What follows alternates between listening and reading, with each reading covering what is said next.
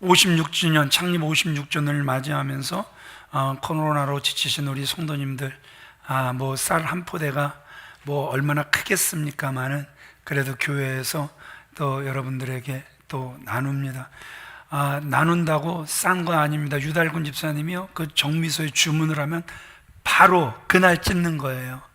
그래서 아주 최고의 좋은 쌀로 여러분들을 섬기는 것이니까 나는 뭐 사양하겠다, 괜찮습니다. 그런데 저는 사양하는 것보단 들고 가세요.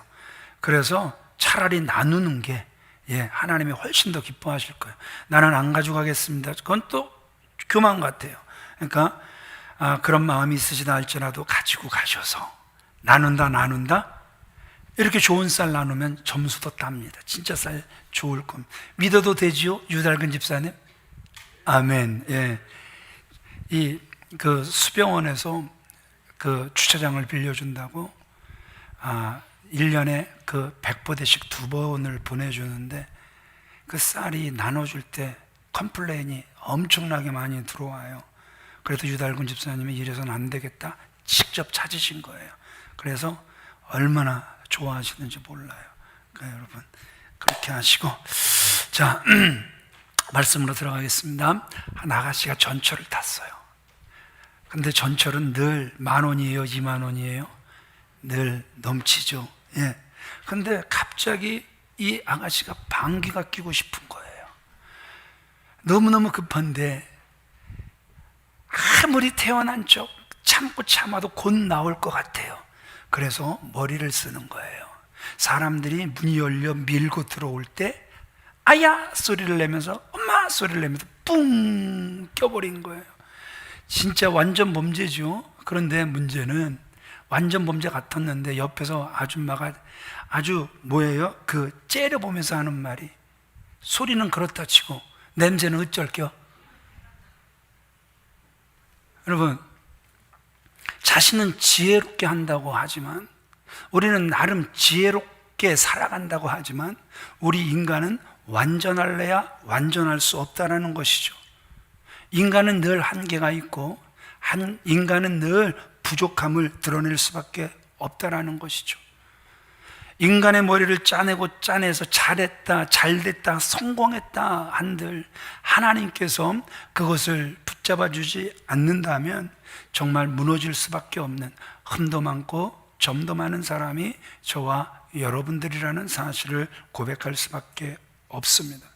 그러기에 하나님보다도 우리가 더 믿고 의지하는 것들, 그래서 우리의 그 세상적인 지혜도 싹 다 비워야 되는 거예요. 우리의 욕심도, 그리고 아집도 고집도 비워야 되는 거란 말입니다. 그래야 하나님의 은혜로 새롭게 채워질 줄 믿습니다. 자, 오늘 본문은 다윗의 아주 힘든 모습이에요. 아들 압살롬이 아버지를 4년간을 준비해서 드디어 반역을 합니다. 다윗이 전쟁에 능한 사람입니다. 전쟁에 능한 사람이 주변에 다 포진해 있습니다. 그럼에도 불구하고 동족 상잔의 비극은 없어야 되겠다 싶어 그가 그 예루살렘에서 급히 떠나는 모습을 우리에게 보여주고 있죠. 그런데 두 가지 문제점이 오늘 우리에게 보여지고 있죠. 첫 번째 뭐냐 하면, 그 아들의 반역을 피해 도망가는 길에 이제 문제가 뭐였냐 하면 언약궤, 이 문제였어요. 서두에도 말씀드렸지만 결국 압살롬이 아버지를 반역을 해요. 여러분들 생각에 아들 압살롬이 아버지 왕 다윗을 반역을 하면서 이것이 하나님의 뜻입니다, 하나님의 선하신 뜻을 이루어 주시옵소서 이렇게 기도하면서 그가 반역을 일으켰겠습니까? 아니에요. 지금 그가 하는 짓을 보면 거짓된 방식으로 왕권을 노리고 있다는 것이죠. 6절 말씀 우리 같이 읽어보겠습니다. 시작. 무릇 이스라엘 무리 중에 왕께 재판을 청하러 오는 자들에게 압살롬의 행함이 이 같아서 이스라엘 사람의 마음을 도적하니라. 자, 지금 목사가 뭐 사람의 마음을 꿰뚫어 보는 거 절대 아니죠. 지금 압살롬이 하는 행동을 보니까 지금 사람들의 마음을 뭐 하는 거예요? 도적질하고 있는 거란 말입니다. 여러분, 우리가 신앙생활 한다고 하면서도 때로는 나도 모르는 사이에 도적질을 당할 때가 한두 번이 아니죠. 적어도 하나님 앞에 바로 선 주의 종들이라면, 신방을 가면, 그래서 누구든 만나면 하나님이 보내서 간 거예요. 아멘이십니까? 그리고 정말 신실한 사람이라면 누가 보낸 거예요? 담임 목사가 보내서 왔습니다. 이러면 굉장히 신실한 종이에요. 그런데 오늘 보세요. 이 압살롬이 그 행한 그 나쁜 짓을 1절로 6절에서 보면은 아침에 일찍 일어나 성문 곁에 서서 사람들을 재판을 해주는 거예요. 그런데 그가 어떤 마음으로 재판을 했다고요? 도둑질하는 마음으로 재판을 하는 거예요. 어떻게 그 사람들의 마음을 도둑질을 하는 거예요? 먼저 몇 년 동안 도둑질을 했냐 하면 7절 우리 같이 읽어볼까요? 시작. 4년 만에 압살롬이 왕께 아뢰되 내가 여호와께 서운한 것이 있사오니. 몇 년 동안 준비해요? 영모를 4년 동안이나 준비하는 거란 말입니다. 그러면서 여러분, 아버지가 해야 할 일을, 아버지가 세운 사람들이 해야 할 일을 자신이 가로채서 백성들의 호감을 사는 거예요. 이 과정에서 백성들에게 아버지에 대한, 왕에 대한 신임을, 그래서 정말 왕은 바쁘시지만 왕이 대신해서 나를 보내셨습니다, 이렇게 하는 것이 아니라, 왕이 얼마나 바쁜지를 아세요? 왕이 당신들에게 관심이나 있는 줄 아세요? 왕은 당신을 위해서 그 어느 누구도 세우질 않았습니다. 이것이 지금 압살롬의 방법이었다라는 것이죠. 3절 같이 읽어보겠습니다. 시작. 압살롬이 그에게 이르기를 보라 내 일이 옳고 바르다마는 내 송사를 들을 사람을 왕께서 세우지 아니하셨다 하고. 왕이 너희 같은 사람들에게 관심이 있겠어? 왕이 너희들 같은 사람들의 송사를 듣겠다고 사람들을 세우겠어? 왕은 너희들 관심도 없어. 그래서 내가 대신 너희들 편을 들어주려고 내가 지금 재판을 해주는 거야. 그래서 백성들에게 아버지 왕에 대해서는 부정적인 마음을 갖게 하고 자신에 대해서는 호감을 갖도록 도둑질하는 이러한 모습을 지금 우리들에게 보여주고 있다는 것이죠. 여러분, 4년 동안 거짓을 품었어요. 거짓을 행하는 사람이에요. 이런 사람의 마음속에 의로움이 있을 수 있겠습니까? 어떻게 생각하십니까? 의로움이 있을래야 있을 수가 없다라는 것이죠. 또한 그가 군사를 일으키기 위하여 헤브론으로 갑니다. 그런데 아버지를 가장 안심시킬 수 있는 방법이 뭐냐 하면 하나님께 제사하러 간다라는 거예요. 그래서 아버지를 잔뜩 안심을 시킵니다. 그런데 여러분, 이것 또한 뭐예요? 압살롬의 거짓이란 말입니다. 자신이 목적을 하나 딱 세워놓으니까 그 목적을 이루기 위해서는 수단과 방법을 가리지 않는 거예요. 하나님의 이름까지라도 조금 더 두려움 없이 끌어다가 사용하는 이러한 악한 모습을 우리에게 보여주고 있다는 것이죠. 그런데 여러분, 압살롬만 문제가 있습니까? 오늘날 보세요. 많은 사람들을 보면 압살롬과 같은 행동을 하는 사람들이 정말 많다는 것이죠. 자신 스스로가 하나님의 뜻이 아닌 자신의 목적을 정하는 거예요. 그래서 그 목적을 이루기 위하여서 또 수단과 방법을 가리지 않고 악랄하게 살아가는 참으로 안타까운 모습들 보게 된다는 것이죠. 그러나 여러분 기억하세요. 잘못된 수단으로 얻는 것은 무엇이든지 악한 것이고 부정한 것이고 어리석은 것이라는 사실을, 우리에게 꼭 필요한 것이라면 하나님이 우리의 필요를 아신단 말입니다. 우리가 올려드리는 찬양의 가사처럼 넣을 것 미리 아시고 주 너를 지키리. 정말 이것이 저와 여러분들에게 필요한 것이라면 하나님은 반드시 채워주실 줄 믿습니다. 그런데 채워주시지 않는다라는 건, 그것은 우리는 필요로 하는 것 같아도 하나님이 보실 때 우리에게 필요한 것이 아니라는 것이죠. 전에 말씀드렸죠. 4살짜리 아들이 제가 오기를 기다렸다는 듯이 신방 끝나고 딱 내렸더니 아빠 얼마나 얼마나 반갑게 달려와서 안기는지 하루에 피로가 싹 씻기는 거예요. 아빠가 너무너무 보고 싶었나 봐. 아이고 아들 고마워, 반가워. 그런데 그 반가움도 잠시. 아들 입에서 뭐라 그랬다고요? 아빠 자동차 한 대만 사줘. 장난감 자동차? 아니 몰고 다니는 자동차. 여러분 어떻게 생각하십니까? 아이는 그것을 필요로 한다 할지라도 부모가 볼 때 그것이 아이에게 필요한 것입니까? 요즘 집에서 게임을 엄청나게 하는 아이들이 부모 몰래, 그 초등학생들이 아빠 차키 훔쳐다가 몰고 나가서 대형사고 치는 안타까운 모습 여러분 보시잖아요, 들으시잖아요. 그러니까 어린아이들이 자동차를 구한다, 그건 그들의 필요가 아니기 때문에 하나님이 안 주시는 거란 말입니다. 하나님이 안 주십니까? 안 주시는 분이 아닌데 안 주십니까? 안 채우시는 분이 아닌데 안 채우십니까? 우리에게 필요한 것이 아니기 때문에 채우시지 않는다라는 것이죠. 그래도 그것을 가지기 위해서 거짓을 사용해야 한다면 따라합시다. 가지지 않는 것이 더 큰 복이다. 아멘이십니까? 아멘이십니까? 분명히 기억하시기 바랍니다. 하나님은 우리에게 필요한 것이 무엇인지 가장 잘 아시는 분이시란 말입니다. 그럼 여러분들에게 질문하고 싶은 게 또 이거예요. 목적이 선한 것이라면 수단과 방법을 가리지 않고 해도 되는 것입니까? 결코 아니죠. 압살롬의 경우 그 안에 자신을 합리화시킬 수 있는 명분 이 하나 정도 없었겠습니까? 자신이 왕이 되면 그래도 아버지 다윗 왕보다는 분명히 이 부분에 있어서는 내가 더 잘할 수 있을 거야, 분명한 명분 한 가지는 있었을 거란 말입니다. 그러나 명분이 있었다 할지라도 그것은 말 그대로 명분에 지나지 않는다라는 것이죠. 자, 우리 이 부분을 같이 읽어보도록 그렇게 하겠습니다. 시작. 거짓된 방식과 하나님의 나라는 병행할 수 없습니다.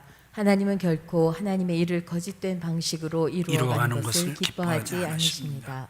아무리 목적이 좋아도 악을 행하면서 그것을 이루는 것은 하지 않는 것이 훨씬 더 좋습니다. 아무리 목적이 좋아도 악을 행하면서 그것을 이루는 것, 하나님이 절대 기뻐하시지 않는다라는 것이죠. 목적이 선하다고 거짓된 방식으로 하는 것, 이건 누구를 무시하는 행위입니까? 하나님 앞에 있다고 하지만 하나님을 철저하게 무시하는 행위란 말입니다. 하나님은 힘이 없으시거나 방법이 없어서 이 땅에서 일을 못하시는 분이 절대 아니시죠. 하나님은 이 땅에 선하신 그분의 방식으로 그분의 일을 충분히 이루실 수 있는 분이란 말입니다. 거짓된 수단을 사용하여 자신의 목적을 이루려고 하지 마시길 바랍니다. 전에도 말씀드렸죠. 지금은 이제 네팔에서 선교하시다가 이제 그 산돌교회라고 서울에 그 시흥에 있는 그 산돌교회 목회를 너무너무 잘하고 계시는 김현정 선교사님, 우리 교회가 참 많이 또 그분과 협력을 했었죠.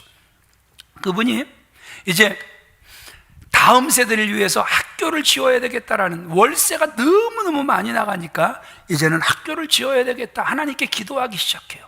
그런데 이제 그 조감도를 블루프린트를 하고 이제 보니까 비용이 10억이 들어가는 거예요. 자기 집을 팔아도 1억밖에 안 돼요. 그런데 어느 날 한 사람이 찾아온 거예요. 10억을 헌금하겠다라는 거예요. 여러분, 기도 응답이에요, 기도 응답이에요. 하라고 안 할 거니까. 10억은 기도 응답이에요, 기도 응답이에요. 기도 응답이죠. 그런데 뒷말이 이건 아닌 거예요. 아닌 건 아닌겨. 세상에 이 10억을 모으기 위해서 수단과 방법을 가리지 않았다라는 것이죠. 악한 일도 마다하지 않고 모았다라는 거예요. 그래서 하나님을 만났기에 그래도 이 돈이 선한 데 쓰여지길 원해서 10억을 탁탁 들어 가져왔다라는 거예요. 들어보니 은혜가 돼요, 은혜가 돼요. 들어보면 은혜가 되는데 여러분, 그 돈이 학교를 짓는 데 쓰임을 받는다면 하나님이 기뻐하실까요? 기뻐하시지 않을까요? 아니요. 절대 하나님이 그것을 기뻐하시지 않는다라는 것입니다. 아무리 목적이 좋아도 그 돈을 자기가 만드는데 너무나 많은 피를 흘렸단 말입니다. 너무나 많은 사람들을 억울하게 했단 말입니다. 다윗이 왜 성전을 못 지었습니까? 너무나 많은 피를 흘렸단 말입니다. 너무나 많은 사람들을 아프게 했단 말입니다. 그 돈으로 교회를 짓고 그 돈으로 학교를 짓는다? 하나님이 기뻐하실까요? 자, 질문 들어갑니다. 선교사님이 받았을까요? 안 받았을까요? 그래도 고민이 됐던 거예요. 액수가 너무 크니까. 그래서 저한테 이제 이야기를 하는 거예요. 목사님, 사실은 이러저러한 고민이. 그래서 제가 그랬어요. 선교사님 이미 답 가지고 계시잖아요. 그저 단지 액수가 커서 고민이 되실 뿐이지만 이 돈으로 학교를 지어서는 안 된다라는 건 이미 알고 계시잖아요. 여러분들이 말씀하신 것처럼 안 받았어요. 자, 그러면 학교가 안 세워졌을까요? 아니요. 유치원부터 초등학교, 거기는 하이스쿨, 그래서 중고를 묶어버리죠. 하이스쿨, 그 다음에 신학교까지 하나님의 방법으로 이루신 줄 믿습니다. 그 10억을 포기했더니 하나님은 하나님의 방법으로 더 크게 이루어 가셨다라는 것이죠. 다시 한번 말씀드립니다. 거짓된 수단을 사용하여 목적을 이루려고 하지 마시란 말입니다. 수단이 잘못되면 그것은 잘못된 목적이란 말입니다. 우리는 이런 말을 해요. 저 사람은 수단이 너무너무 좋아. 수단이 너무너무 좋아. 그러나 그 수단이 악한 것이라면 그 방법을 내려놓으시라는 것이죠. 그 목적이 아무리 선하게 포장되어 있어도 잘못된 것은 잘못된 것이란 말입니다. 수단이 잘못된 선한 목적 있을래야 있을 수 없다라는 것이죠. 또 하나 예를 들어볼까요? 어떤 유명한 그 목사님이 이제 그 새 가족을 믿음의 자리로 초청을 할 때 새 가족들이 그래도 좀 자연스럽게 그 일어나게끔 하려고 아주 그 대중 심리를 이용하는 거예요. 그래서 이제 이병조 장로님, 이 시간 마음을 활짝 열고 처음 오셨는데 주님을 영접하시기로 작정하신 분 일어나 주세요. 이병조 장로님한테 미리 그냥 펄떡 손들고 아멘, 아멘, 주님을 영접하겠습니다. 이렇게 다 사전에 짠 거예요. 네. 김현수 집사님 이렇게 미리 다 이복인 권사님에게 이렇게 세 분이 차례차례 그냥 감격해서 일어나 주시기 바랍니다. 여러분, 만약에 이러한 방법으로 다른 사람들이 감동을 받아 일어났다, 이게 하나님의 선하신 방법이겠습니까? 아니죠. 영혼 구원이라는 목적이 아무리 좋아도 거짓을 사용하는 거 하나님은 기뻐하시지 않는다라는 것이죠. 그러니 거짓된 수단을 사용해서 되는 고상한 목적 있을래야 있을 수 없다라는 것이죠. 거짓된 방식을 지금도 사용해야 된다, 이렇게 생각하시는 분 혹시라도 계십니까? 멈추시길 바랍니다. 포기하시길 바랍니다. 그것이 하나님의 뜻이란 말입니다. 교회의 부흥도, 사업의 번창도, 좋은 대학에 들어가는 모든 것 다 마찬가지란 말입니다. 선한 목적이 아니면, 그래서 수단과 방법이 좋지 않으면 여러분 멈출 수 있게 되길 우리 주 예수 그리스도의 이름으로 축원을 드립니다. 오늘 우리의 수단이 정직해야 그것이 이루는 결과도 정직한 것이고 아름다운 것이란 말입니다. 하나님의 뜻이고 하나님의 작품이란 말입니다. 옳은 길 따르라 의의 길을, 우리가 따라야 할 길은 옳은 길, 의의 길, 하나님의 길을 따라가야 한다라는 것이죠. 압살롬의 반역이 매우 위협적이었기에 다윗이 예루살렘을 떠나려고 준비할 때 다윗의 가장 든든한 후원자가 누가 되냐 하면 레이지파 제사장 그룹이었습니다. 그래서 그들이 다윗과 함께 가려고 준비하고 따라 나서는데 그들이 아까 서두에 말씀드린 것처럼 언약궤를 메고 같이 가겠다라는 거예요. 24절 말씀 같이 읽어보겠습니다. 시작.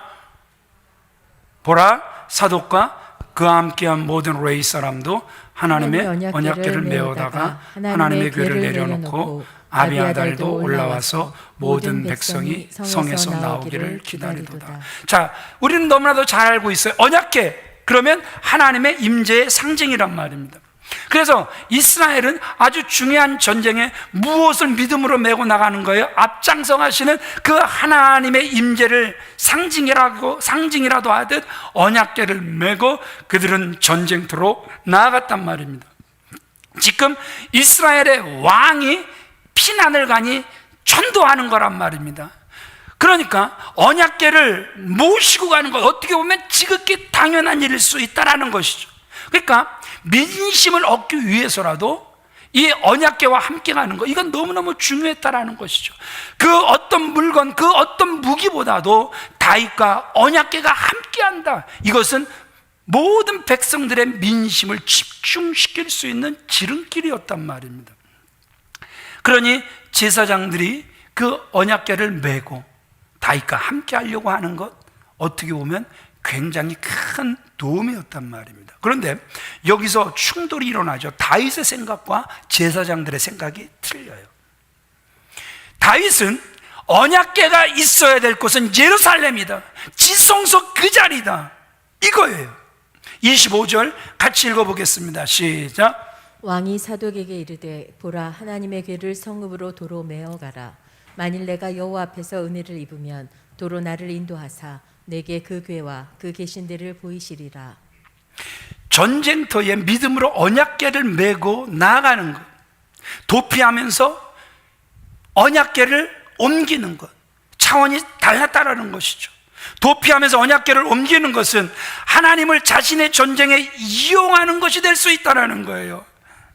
다윗은요, 그 언약궤를 지성소에 그대로 모십니다. 그리고 변함없이 그는 주 계신 지성소를 날마다 사모합니다. 그 사모함이 자신의 소유로서 사모함이 아니라 그 사모함은 자신의 위에 계신 하나님을 향한 사모함이었단 말이죠. 이런 찬양이 있죠. 내 주의 나라와 주 계신 성전과 피 흘려 사신 교회를 늘 사랑합니다. 제가 요즘 어떤 장로님에게 톡을 받아요. 우리 교회 장로님이 아니에요. 목사님, 더 이상 끌려가지 마시고 대면 예배를 회복하십시오. 어떤 장로님이 계속해서 저한테 그러한 톡을 보내세요. 어떤 장로님은 저에게 영상을 보내셨어요. 그래서 도대체 무슨 영상일까 열어보았더니 대면 예배하지 않는 목사들은 목사 새끼더만요. 그래서 제가 졸지에 목사 새끼가 됐습니다. 자기와 뜻이 같지 않으면 그저 한꺼번에 목사 새끼가 되어버리더라고요. 비난하고 싶은 그러한 생각도 없습니다. 그러려니 저는 이렇게 생각을 합니다. 그러면서 그들이 사용하는 사람이 누구냐 하면 다니엘이에요. 그 다니엘이 이제 하나님께 기도하면, 하나님께 예배하면 어디에 떨어지는 거예요? 사자굴에 떨어지는 거예요. 그러나 사자굴에 떨어지는 줄 알면서도 그는 하나님께 기도하는 걸 안 포기해요? 안 포기해요? 안 포기하죠. 결국 사자굴에 떨어지죠. 그런데 어떻게 됐어요? 하나님이 그를 보호하셨죠. 배가 불렀나? 아니요. 그를 모함한 사람들이 떨어졌을 때는 뼈도 추리지 못하도록 굶주린 사자들이었다는 사실을 우리는 너무나도 잘 알고 있죠. 그래서 예배를 포기하는 것은 죄다, 이렇게 생각하는 거예요. 이렇게 말을 하는 거예요. 그들의 생각도 저는 틀리지 않다, 그냥 존중하고 싶습니다. 자, 그러면 이렇게 한번 생각을 해보자고요. 자, 하나냐와 미사엘과 아사랴 그리고 다니엘, 그들이 이제 어디에 들어가죠? 풀무불 속에 들어가죠. 거기서 하나님의 건지심을 받죠. 보통 풀무불에 7배나 뜨겁게 애씀에도 불구하고 하나님이 그들을 보호하셨죠. 기적을 거기서 보았습니다. 하나님의 살아계심을 그곳에서 보았습니다. 다니엘 사자굴에 떨어졌죠. 그런데도 하나님이 그곳에서 보호하셨죠. 하나님의 살아계심을 그는 사자굴 속에서 보았습니다. 그러면 사람들이 숭배의 대상이 자기가 기적을 체험한 곳들이 됩니다. 그럼에도 불구하고 다니엘은 어떻게 하는 거예요? 주 계신 성전을 날마다 사모하는 거예요. 하나님께서 사랑하시는 귀한 믿음의 성도님들, 아니 나 여기가 베델이야, 여기가 엘베델이야, 나는 여기서 하나님을 만났어, 나는 여기다 예배당을 세울 거야, 나는 여기다 기도처소를 세울 거야, 그렇게 말할 수 있지만 하나님의 사람들은 언제 어디서 무엇을 하든지. 그래서 여러분, 저는요 어제도 그제도 한 목사님 부부를 만나서 제가 이렇게 이야기를 했어요. 저는 지금까지 세우신 대통령을 욕해 본 적이 없는데 요즘은 저도 모르게 자꾸 정부를 향하여, 대통령을 향하여 욕을 하게 된다.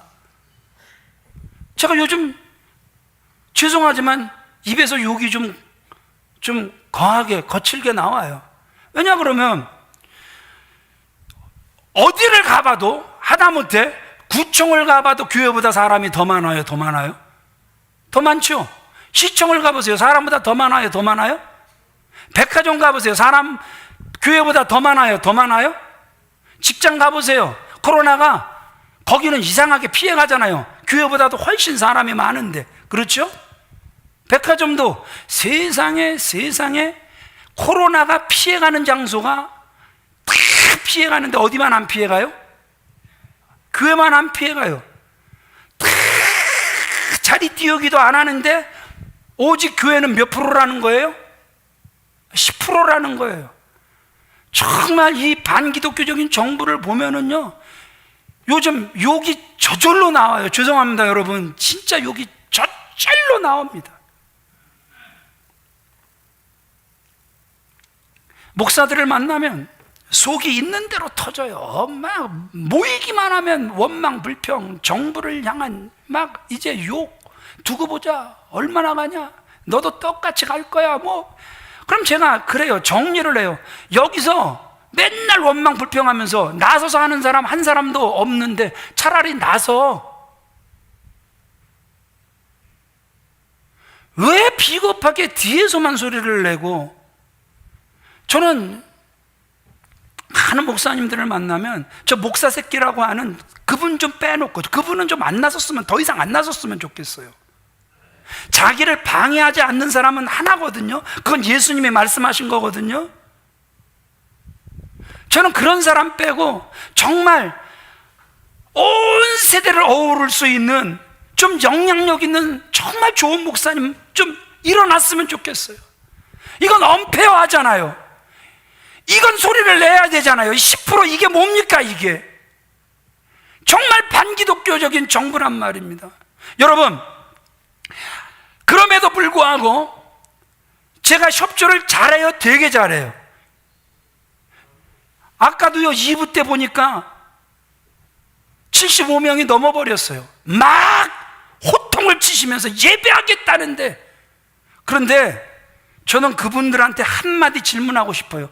호통을 치시면서 예배하겠다는데 그러면 걸리면 본인이 300만 원은 내실 겁니까? 그럴 때는요 또 꼬리 내리거든요. 예배는 죽어도 사수해야 된다 그러면서 그 사람 때문에 숫자가 넘어가서 걸리면 자신은 그냥 꼬리 내려버리거든요. 그런 담대함도, 그런 용기도, 그래 나라도 이런 용기는 1도 없으면서 아주 몸에 밴 게 큰 소리만 몸에 배버린 거예요. 여러분 죄송합니다. 제가 지금 너무 격하죠? 예, 왜 이렇게 격해졌는지 모를 정도로 이 정부를 보면 진짜 반기독교적인 정부입니다. 그럼에도 불구하고 저는 소리를 낼 건 이건 아니라는 거죠. 이 10%는 진짜 아니라는 거죠. 교회에 하는 이 일은 앞만 봐도 이건 정말 못돼 먹은 것이라는 거죠. 소리를 낼 건 내야 된다라는 거죠. 그러나 이 전염병은 교회도 반드시 협조해야 되는 것입니다. 믿습니까? 이 전염병은요 반드시 교회도 협조해야 할 의무가 있단 말입니다. 그러니까 여러분, 저는 여러분들이 이렇게 막 교회를 향하여 이 정부가 이렇게 안 좋은 정책을 펴나가지만, 그렇지만 여러분들 진짜 이때 본받아야 될 사람이 다니엘인 줄 믿습니다. 동남풍아 불어라, 서북풍아 불어라. 아무리 너희가 교회를 흔들어봐라, 너희들이 아무리 흔들어도 우리는 가정교회를 반드시 세워 나갈 것이다. 그래서 정부가, 이 반기독교적인 정부가 아무리 교회를 흔들어도, 그래서 그 말세의 훈련을 우리는 지금 하는 거예요. 그런데 여러분, 오늘 딴 때보다 많이 나오셨죠? 질문해 볼게요. 여러분들이 집에서 예배 드려보셨지만 정말 여러분들의 예배가 집에서 드려질 때 바른 예배가 됩니까? 안 되죠. 전화 울리면 전화 받고, 그렇죠? 찌개 끌면 찌개 불 끌어가고, 복장은 여러분 이 복장으로 예배가 드려집니까? 아니거든요. 지금 사단은 이걸 노리고 있는 거란 말입니다. 여러분들이 풀어주는 걸 노리고 있는 거란 말입니다. 당연히 협조를 해야 하지만, 협조를 할 때 여러분 반드시 예배자가 되시길 바랍니다. 예배의 성공자가 되어주시길 주님의 이름으로 축원을 드립니다.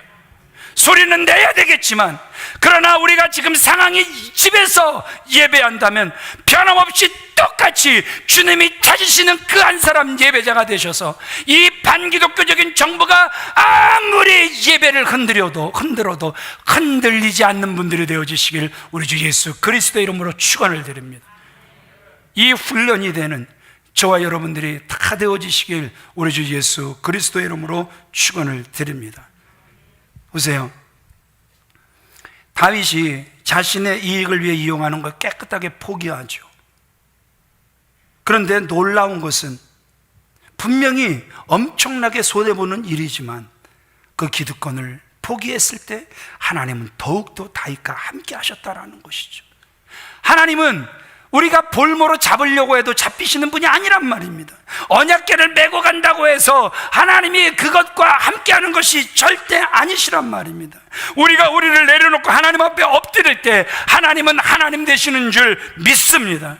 다윗이 언약궤에 대한 자신의 기득권을 내려놓았을 때 하나님은 다윗을 돌아보셨고 그 이상의 것을 채워주셨다라는 것이죠. 두 번째 문제가 보여집니다. 아히도벨이라는 문제가 드러납니다. 31절 같이 읽어보겠습니다. 시작.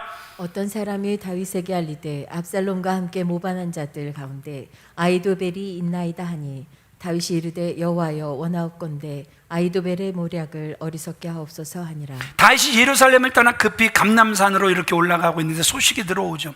자신 옆에서 모략을 향하던 그 아히도벨이 아들 압살롬 편에 섰다라는 거예요. 정말 이 아히도벨이 지혜로운 사람이었던 것 같아요. 그러니 그 소식을 들은 다윗이 충격을 받죠. 그래서 더 힘들 수밖에 없었고 그 소식을 들을 때 너무너무 괴로워합니다. 그런데 힘들고 괴로울 때 하나님의 사람은 어떻게 하냐? 괴로울 때 주님의 얼굴 보라. 여러분 다윗 보세요. 그렇게 힘들고 괴로울 때 하나님께 기도하는 거예요. 여호와여 원하오니 아히도벨의 모략이 어리석게 하옵소서. 여호와여 원하오니 아히도벨의 모략이 어리석게 하옵소서. 급히 움직이면서도 자식과 싸우기 싫어 피해가면서도 그가 어떻게 하는 거예요? 하늘을 우러러 기도하는 모습을 우리에게 보여주고 있다는 것이죠. 그 기도를 하나님이 들으신 줄 믿습니다. 그래서 그 아히도벨의 모략을 어리석게 하기 위하여 하나님이 누굴 보내주시는 거예요? 후세를 보내주셨습니다. 32절 같이 읽어보겠습니다. 시작. 다윗이 하나님을 경배하는 마루턱에 이를 때에 아렉 사람 후세가 옷을 찢고 흙을 머리에 덮어쓰고 다윗을 맞으러 온지라. 이 후세도 매우 지혜로운 사람이었어요. 그런데 이 후세가 나이가 많았던지 다윗이 딱 볼 때 자신과 함께 할 수 없다 이렇게 판단을 해요. 그래서 그 후세를 향해서도 다윗이 욕심을 부리지 않고 내려놓습니다. 그래서 예루살렘에 남으라고 하죠. 그런데 비 오니까 하나님께서 하나의 비책을 떠오르게 하셨어요. 그래서 그 후세를 누구에게 보냅니까? 압살롬에게 보내서 아히도벨의 모략을 물리치고 다윗에게 되어지는 상황을 알리도록 부탁을 하죠. 34절 같이 읽어보겠습니다. 시작. 그러나 내가 만일 성읍으로 돌아가서 압살롬에게 말하기를 왕이여 내가 왕의 종이니이다. 전에는 내가 왕의 아버지의 종이었더니 이제는 내가 왕의 종이니이다 하면 내가 나를 위하여 아히도벨의 모략을 패하게 하리라. 자, 여기서 보세요. 예. 후세가 다윗의 부탁을 받습니다. 스스로 압살롬에게 가야 되는 거예요. 굉장히 위험한 일이란 말입니다. 누가 충신인지는 이때 드러나는 거죠. 그럼에도 불구하고 이 후세가 그 역할을 하겠노라고 나서는 거죠. 후세가 함께하기 어려울 때 억지로 데려간 것이 아니라 그 부분을 비웠을 때 오히려 더 좋은 비책을 하나님께서 떠오르게 하셨고, 그래서 후세는 그 다윗이 전쟁에서 이기는데 중요한 역할을 하게 됐다라는 것이죠. 사람도 넉넉할 때 나누는 것, 내려놓는 것 어렵지 않을 수 있습니다. 그런데 사람이 없을 때, 가진 것이 없을 때 나누는 것, 내려놓는 것 쉽지 않다라는 것이죠. 그런데 보세요. 다윗은 신앙인으로서 어려울 때에도 자신만 생각하지 않고 자신의 이익에 있어서 내려놓는, 비우는 이러한 모습을 우리에게 보여주고 있다는 것이죠. 그런데 놀라운 것은 그렇게 비웠을 때, 그렇게 내려놓았을 때 오히려 하나님은 더 좋은 곳으로 채워주신 줄 믿습니다. 우리 이 부분을 같이 읽어보겠습니다. 시작. 신앙인은 자신의 이익을 따라 사는 사람이 아니라 진리를 따라 사는 사람입니다. 자신의 이익을 따라 사는 사람이 아닙니다. 다윗은 가장 어려울 때도 언약궤의 사건이나 후세의 사건에서 자신의 이익을 비우고 진리에 따라 행동하였습니다. 그것은 분명히 손해입니다. 그러나 그가 믿는 하나님께서 오히려 그가 비운 그 자리를 더 큰 은혜로 채우셨습니다. 따라합시다. 신앙인은 이익을 따라 사는 사람이 아니라 진리를 따라 사는 사람이다. 얼마나 많은 손해가 그에게 있었겠습니까? 언약궤도 내려놓았죠. 모리아과 후세도 내려놓았죠.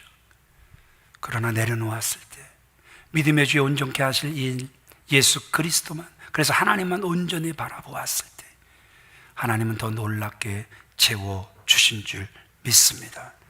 신앙인은 진리를 따라 계속 내 이익을 비우고 하나님께서 채우시는 삶을 경험하는 것입니다. 혹 채워주시지 않는다 할지라도 우리는 진리를 따라 살아야 하는 것입니다. 어떤 상황에서도 진리를 위하여 자신을 비우는 일을 두려워하지 마시길 바랍니다. 비웠습니까? 그러면 채워지는 것입니다. 사실 채워진 것이란 말입니다. 오직 진리를 따라 사는 신앙인들 다 되어지시길 우리 주 예수 그리스도의 이름으로 축원을 드립니다.